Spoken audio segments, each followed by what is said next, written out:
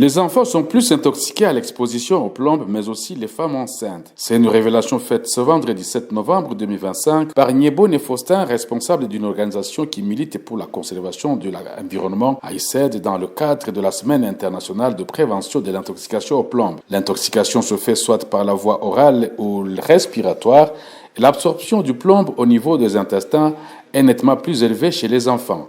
Il affecte différents organes, entre autres le système nerveux, l'appareil digestif, etc.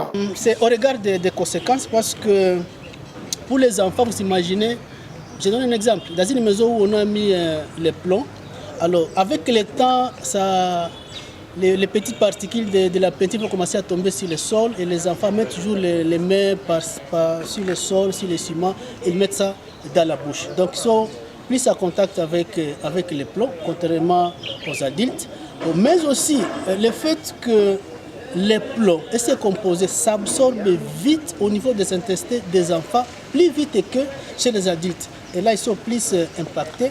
Et même la femme enceinte dont le système immunitaire est déjà affaibli par la grossesse, elle est plus impactée.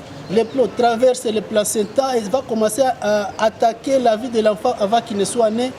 Pour la maman, ça va provoquer les fausses couches. Donc, vous imaginez les fausses couches. Et là, même la santé de la maman est aussi en jeu.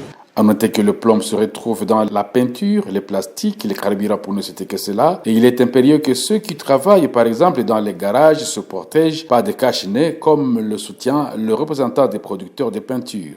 Nous allons prendre le courage de sensibiliser les autres producteurs de la peinture, mais aussi les consommateurs, même aussi les peintres, pour qu'ils aient au moins des mesures de protection quand ils sont en train de pratiquer au moins la peinture, même dans des garages surtout, parce que au moins dans des peintures, nous utilisons la peinture acrylique, mais dans des peintures qu'on utilise dans des garages, dans des métaux, il y a encore l'utilisation des plombs.